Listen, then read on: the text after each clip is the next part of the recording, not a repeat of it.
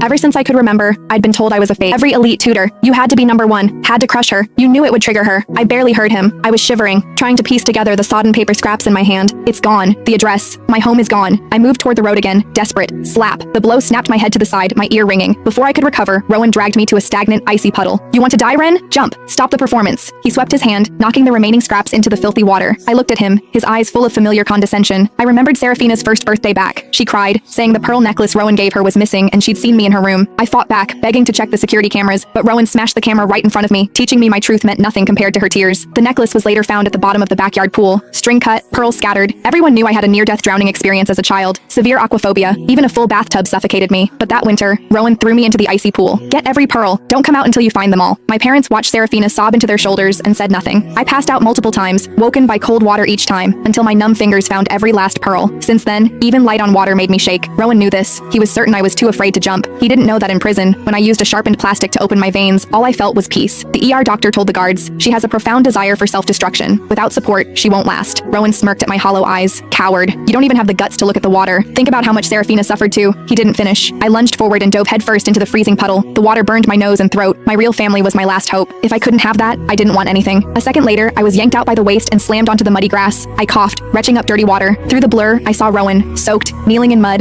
hands trembling from pulling me out. He stared at me, pupils blown wide, his look no longer disdain, but disbelief, and raw, unadulterated terror. I didn't understand. If the fake died, wasn't that what he wanted? I stared at the pulp in my hand, the wet, ink-blurred remains of the address. Soul-deep exhaustion washed over me. If I had a knife, could I finally sleep? Rowan watched me, his voice softening, tentative. Ren, why? You weren't like this before. Since when did you take my words so literally? He was right. As a toddler, he'd say, you're just a placeholder. Seraphina is my only sister. And I'd smile and ask for a hug. Later, I'd study until my fingers cramped to make his favorite snacks, only for him to sneer. Seraphina would never beg for affection. I'd still hold the plate out. No matter how cruel he was, the little girl in me followed him like a shadow, convinced he just had a temper, until Seraphina came back. Then I saw what he looked like when he loved someone. In high school, when bullies cornered us, he pulled Seraphina behind him, didn't even glance at me, just walked away. His friend asked, what about the other one? He said, she's not my sister. I stayed, facing insults and shoves alone. I struggled to sit up, the address fading from my mind. Ren, come home. The family's waiting for Christmas dinner, Rowan said, his tone nauseatingly self-righteous. Rowan, you're not my brother. Let me go to my real home. I screamed, slapping him hard. His head snapped back. He froze, then his gaze dropped to my wrists, lattice of scars, old and new. He paled, eyes reddening. Ren, your hands. Did someone hurt you in there? I paid the guards to look after you. He looked sad, hurt. It was absurd. I'd stopped chasing him, stopped calling him brother. What did he have to grieve? Why are you acting like a martyr? I asked, voice like dry ice. He didn't answer, grabbing my arm and shoving me into the car, clicking the seatbelt shut. We're going to the hospital first. I'm not going. Let me out. I thrashed, clawing his collar, leaving bloody furrows on his cheek. He didn't fight back, just gripped the wheel, jaw set, blood dripping down his face. That silence triggered a memory of solitary confinement. My head throbbed, the last trace of the address gone. I went limp. He glanced at me, smiling faintly. You still care about me, don't you? You stopped. I smiled back.